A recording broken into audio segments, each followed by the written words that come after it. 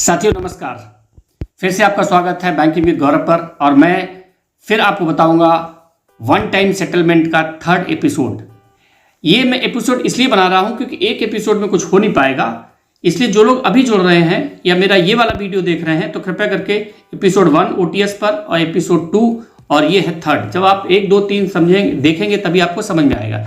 तो चलते हैं कि OTS को बैंक के साथ सबसे ज़्यादा और अच्छे तरीके से मोल भाव नेगोशिएट कैसे करें।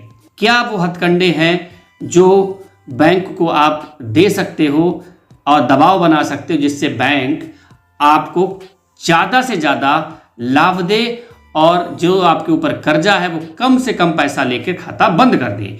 उसको कहते हैं OTS नेगोशिएशन या नेगोशिएट करना।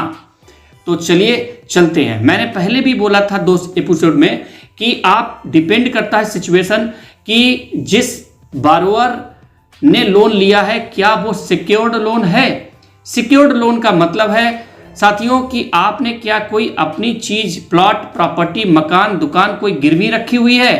यदि आपने वो चीज पहले से ही गिरवी रखी हुई है उसे सिक्योर कहते हैं। यानी कि ये बैंक की तरफ से सोचा जा रहा है कि व्यक्ति ने अगर खाता NPA कर दिया या वो हमारा लोन नहीं दे पा रहा है तो मैं उसकी प्रॉपर्टी बेच दूंगा, इसे कहते हैं सिक्योर लोन, और वो कर भी देगा।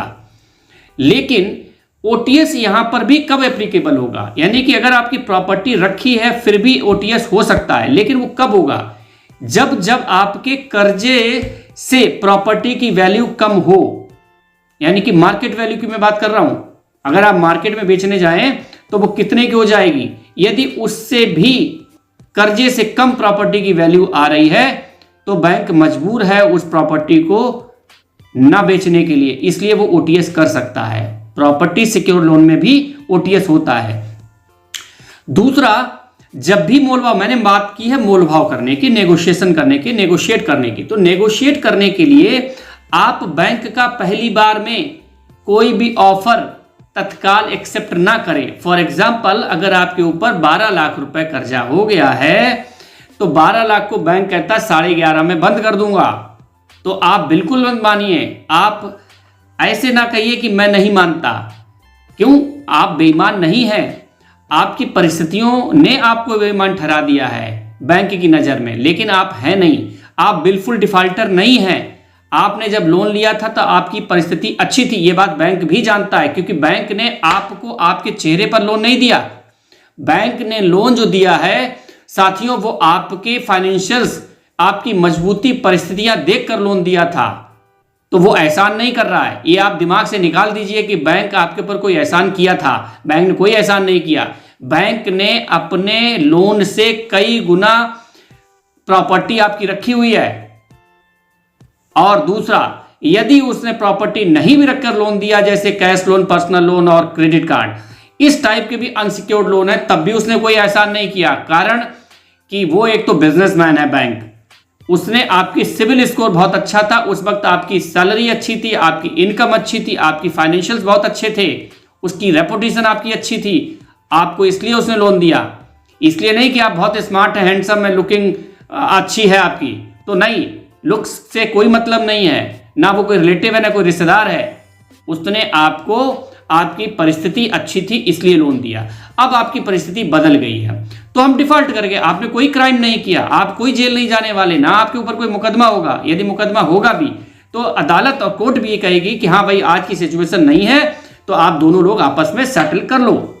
इसीलिए मैं कहता हूं कि पहला ऑफर बैंक अगर OTS का दे और वो देगा ऑफर ज्यादा पैसा लेने का, तो आप बिल्कुल कह दीजिए महोदय मैं हाथ जोड़ के विनती करता हूं, मेरी ये परिस्थिति आज की डेट में नहीं है, मैं आपको इस पैसे पर ये पैसा नहीं दे सकता खाता बंद करने के लिए, और आप अपनी परिस्थिति बताएं। दूसरा, फिर बैंक आपको कई तरीके काउंसलिंग करेगा, आप जेल चले जाओगे, अब ये हो जाएगा, वो हो जाएगा, बहुत तरीके के डराएगा, माइंड गेम खेलेगा, लेकिन आपको नहीं करना है। आप बोलिए फिर जब मेरे पास होगा मैं दे दूंगा। तीसरी बात, यदि बैंक फिर भी आपके पास बार बार आता है कि चलिए ठीक है आप 1.5 लाख के बदले 1.25 लाख नहीं, आप 1 लाख रुपए दे दीजिए। अब यानी कि 1.5 लाख रुपए ब्याज सहित था, 1 लाख मूलधन, 50,000 ब्याज, अब वो आ गया है 1 लाख पर, मूलधन का मूलधन मांगने लगा। आपको अभी भी लगता है कि नहीं हम नहीं दे सकते, तो आप फिर मना कर दीजिए कि साहब मेरी घर की परिस्थिति अच्छी नहीं है, कोई कमाने वाला नहीं, नौकरी मेरी चली गई है, या खेतों से इनकम नहीं हो रही है, फसल मारी गई है, या बिजनेस बहुत डाउन चल रहा है, मेरे घर में आग लग गई है, कुछ भी जो परिस्थिति हुई हो वो आप बता दीजिए। और बताने के बाद बैंक फिर उस पर गंभीरता से, क्योंकि बैंक भी जान रहा है कि आप झूठ नहीं बोल रहे हो, तो बैंक गंभीरता से विचार करेगा और हो सकता है कि आपको 1 लाख में 50,000 रुपये बात बन जाए। यानी कि कहने का मतलब है कि आप अधिक से अधिक मोल भाव करने की कोशिश करें और यहां तक करें कि आपका हो सकता है 25 से 30% और 20 से ऊपर और 30 के बीच में बात बन जाए टोटल आउटस्टैंडिंग का। अब डिपेंड करता है कि ये होगा कैसे। तो ये वैसे ही होगा कि आप उसके झांसे में ना आए, किसी के डर में ना आए, आपके ऊपर पुलिस आ जाएगी, आपको जेल हो जाएगी, आपको आरसी हो जाएगी, आपको तहसीलदार उठा के ले जाएगा। अब ये कुछ होता नहीं है और ना ही होगा, और अगर होगा भी तो आपको जेल वगैरह कुछ नहीं होने वाली है। आप सिर्फ इस बात का इत्मीनान रखिए और आप बैंक से मोल भाव करिए, क्योंकि बैंक तो अपना पैसा लेने की कोशिश करेगा ही करेगा। अब बात आई है कि आप ओटीएस मोल भाव है, ये ध्यान रखिए, मैंने अभी बोला मोल भाव है ओटीएस। आप बैंक आपको भीख नहीं दे रहा और ना ही आप बैंक से भीख मांग रहे। पहले ये आप अपना विचार क्लियर करिए, क्योंकि आप जब मैं दिमाग में आपको ये भर दिया या आपको लगता है कि मैंने सरकार का पैसा मारा, आप दिल क्यों कमजोर कर रहे हैं? आपने कोई पैसा नहीं मारा है। दूसरा, बैंक हमेशा सबसे ऊपर से नेगोशिएट करेगा, मोलभाव करेगा, यानी कि ज्यादा पैसा लेने की कोशिश करेगा। अब हमने यही बताने की कोशिश की है कि आप एकदम कोई बात पर विचार ना माने। जब बात आपकी फैसले पर आ जाए, यानी कि आप का बातचीत हो जाए और आपको लगता है कि मैं इतना पैसा देके केस बंद कर सकता हूं, तो सबसे पहले बैंक से बोलिए कि मुझे आप एक चिट्ठी बना के दीजिए और अपना मुहर और साइन करके दीजिए, तभी मैं ये बातें मानूंगा कि आपने जो बातें कही हैं वो सत्य हैं। जब आपको वो साइन करके दे दे, उसके बाद ही आप माने कि आपका ओटीएस सेटलमेंट होने जा रहा है, और उसकी तारीख और उसका जो लेटर का लिखने का जो तरीका भाषा है वो क्या है, ऐसे उसने लिखा क्या है। यदि इंग्लिश में लिखा है तो उनसे बोलिए बैंक अधिकारी से कि मुझे मेरी भाषा में लिख के दीजिए, वो है हिंदी। यदि आप हिंदी भाषी हैं तो आप हिंदी में लिखवाइए। यदि आप इंग्लिश ज़्यादा अंडरस्टैंड करते हैं, हिंदी कम आती है, तो आप इंग्लिश में लिखवाइए और उसको समझिए कि वो क्या कहना चाहता है। दूसरा, बैंक हमेशा कागज देखता है, भावनाएं नहीं देखेगा, ये बात ध्यान रखिएगा। अपनी कमजोरी बैंक को कभी मत बताएं, ऐसी कमजोरी कि आप प्रेशर में हैं, आप उससे डर गए हैं, ये कमजोरी, माइंड गेम, जिसको मैंने अभी बार बार यूज किया कि माइंड गेम है ये, तो इसलिए आप ऐसा न करें। बाकी फाइनेंशियल कमजोरी तो आपकी है ही है, उसमें तो कोई डाउट ही नहीं है। बैंक जब ये सब बातें बताते तो बैंक भी समझता है कि इससे भविष्य में रिकवरी संभावना नहीं लग रही है, तो चलिए अब जो है सो है। दूसरा, मैंने पहले भी वीडियो में बताया कि बैंक मैनेजर के हाथ में कभी भी ओटीएस नहीं होता है। ओटीएस हमेशा उसके आंचलिक और रीजनल ऑफिस की कमेटी तय करती है, लेकिन हाँ ये जरूर है कि ब्रांच मैनेजर आपकी कमेटी में रिकमेंडेशन देता है, प्रस्ताव देता है कमेटी को कि हाँ ये इसकी परिस्थितियां हैं, ये अपनी रिपोर्ट लगाता है ब्रांच मैनेजर और साइन करता है कि कमेटी को लिखता है कि इस स्थिति को देखिए। वो उस पर गंभीरता से विचार करता है और यदि कंसिडरेशन के लिए होगा तो वो कंसीडर करेगा, यानी कि आपकी बात को यदि मानने लायक होगी और बैंक को उचित लगता है तो कमेटी उसको ओटीएस के रूप में आपकी बात को मानकर और प्रस्ताव पास कर देगी। वही प्रस्ताव बैंक मैनेजर आपको लिख के देगा कि साहब इतने दिन में आपको पूरा पैसा जमा करना, इतनी तारीख तक। ये एक बात ध्यान रखिएगा साथियों कि बहुत लोग गलती कर जाते हैं कि पहले वो किस्तें बनवाते हैं 3 से 6 महीने की, ओटीएस में भी ये 3 से 6 महीने तक जा सकता है, मंथ ऑन मंथ बेसिस में। दूसरा, ओटीएस वन टाइम सेटलमेंट, यानी कि आप एक बार में पैसा दे सकते हो, और हम तो ये सजेस्ट करेंगे जब आप अपने पास पैसा रख लें, पॉकेट में आ जाए, तभी बैंक के साथ मोल भाव करें, क्योंकि और वो वन टाइम में ही करे, एक ही बार में पैसा दे दे, एक मुफ्त समाधान योजना, वो पैसा दें और उसकी पावती भी बैंक से लें, बाकायदा पक्के सबूत अपने पास फाइल में लगा के रखें।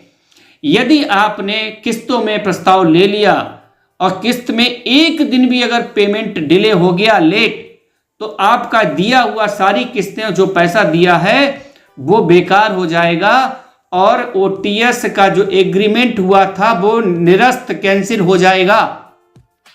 अब आप कुछ भी करते रहिए, बैंक आपके प्रस्ताव को नहीं मानता, क्योंकि हमारी और आपके एग्रीमेंट लेटर में यही लिखा गया था कि आपको हर महीने की इतने तारीख को या 3 मासिक किस्तों में देना है, तो वो किस्तें हर महीने एग्जैक्ट वही डेट रहेगी, ना आगे ना पीछे। यदि आपने 3 महीने में लिया और वो दूसरी किस्त डिफॉल्ट कर गई, तो आपकी पहली किस्त आपके लोन में समायोजित कर दी जाएगी, ओटीएस कैंसिल हो गया। और यदि आप वन टाइम में कर रहे हो और आपने 1 हफ्ते का टाइम मांगा और आपने टोकन मनी 10% दे दिया सेटलमेंट का, और आपने 90% जो पैसा बचा वो 1 हफ्ते की लास्ट डे में तक नहीं दिया बैंक को, तो आप ये समझ लीजिए कि आपका एग्रीमेंट निरस्त। दूसरा कि यदि उस दिन लास्ट डे वाले दिन कोई छुट्टी है, पब्लिक हॉलीडे है या संडे है, तो ऐसे केस में आप उसको 1 दिन पहले माने, ना कि 1 दिन बाद। इस बात का भी ध्यान रखें, अन्यथा आप गलती में रहेंगे और बैंक आपकी कोई भी बात मानने के लिए बाध्य नहीं होगा। तो आप तो एक तो ये बातें हो गई। दूसरा, आप किसी एजेंट के चक्कर में ना पड़े, एजेंट को किसी तरीके का हाथ में पैसा ना दें। एजेंट से बात यदि करें भी तो वो आपको मैनेजर के पास लेके जाए और जो लेटर लेना है, जो डिस्कशन करना है, वो आप शाखा प्रबंधक, जिसको ब्रांच मैनेजर भी कहते हैं, वो बैंक में एक ही होता है, उसी के पास जाकर बात करें और जो भी बात हो वो चिट्ठी के रूप में लें। बगैर चिट्ठी लिए और दिए कोई भी बात मौखिक मानी जाएगी, उसका कोई सबूत नहीं, बैंक कभी भी मुकर सकता है ये करने के लिए, और आपके पास इस सबूत को दिखाने के लिए कोई सबूत नहीं होगा। आप ये समझ लीजिए कि रिकवरी एजेंट से अगर नेगोशिएट करेंगे तो आपके ऊपर हमेशा खतरा ही लटका रहेगा। जैसे वो कभी भी लिखित नहीं कोई चीज देगा, क्योंकि उसको अधिकार ही नहीं है, वो एजेंट है इसलिए अधिकार नहीं है, वो बैंक का अधिकारी नहीं है। दूसरा, आपके पास कोई कानूनी सुरक्षा नहीं है, यानी कि उसने कुछ भी कह दिया, आपने अगर मान लिया तो आप कहीं कुछ नहीं कह पाओगे। केवल बैंक लेटर हेड और अप्रूवल ही मान्य होगा। मैंने अभी पहले भी बोला है कि शाखा प्रबंधक अपनी मोहर और अपना साइन और चिट्ठी, लेटर हेड का मतलब होता है कि उसका नाम बैंक का छपा होना चाहिए कि किस बैंक से आपको ये चिट्ठी मिली है, वही पत्र मान्य किया जाएगा। यदि कोई बहाना करे, आपको नहीं देता है, तो आप प्रस्ताव को बिल्कुल अस्वीकार कर दें, क्योंकि वो एक धोखा है। और एजेंट से तो बिल्कुल बात मत करें, बात करने के लिए बात करिए, लेकिन आप लिखा पढ़ी में जब भी कोई बात फाइनल फैसला हो तो ब्रांच मैनेजर ही करे, और वो आपको करना पड़ेगा उनसे बात करने के लिए। नहीं तो ओटीएस नेगोशिएशंस में सबसे आम गलती जो आप लोग करते हो वो ये करते हो कि झूठी, वो आपको ये जो करते हो वो ये है कि बैंक ऐसे केस में ओटीएस महंगा कब कर देता है, जब आप उसे धमकी देते हो, झूठे केस फंसाने की बात करते हो, सोशल मीडिया का आप डर दिखाते हो। तो ये एक व्यक्तिगत लड़ाई हो जाती है एक तरह से। आप ऑर्गेनाइजेशन बैंक से आप लड़ना चालू कर दिए तो फिर वो भी कहता ठीक है, अब आपको लड़ना है लड़िए, हम भी लड़ते तुम भी लड़ो। उससे क्या होगा, अब लोन जो है वो महंगा कर दिया जाएगा। महंगा का मतलब ओटीएस अगर वो 30% 25% में कर रहा था, अब वो कहो ना करे इतने पे, तो लॉस किसका हुआ, आपका। तो जो चीज प्यार से कर सकते हो वो बात करिए।